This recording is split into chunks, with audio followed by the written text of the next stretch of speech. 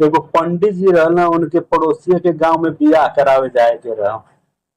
जल्दीबाजी में वो धोती पहनल, चड्डी पहने भुला गई, निकल गया ना बियाह करावे। जब मंडप में बैठना तब ले उनका धोती में से उनका छिन्न सॉरी बहरे लटक गए।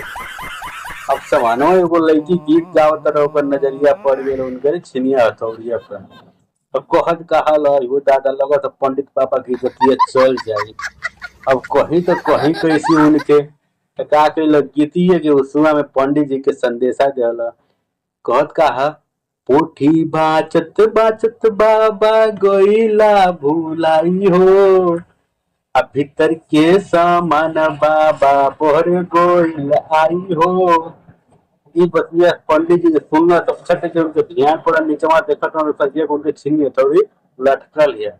पंडित जी कहता हो लड़की हमारी इज्जत बचा ले, इहो के आशीर्वाद दुआ देवे के पड़ी।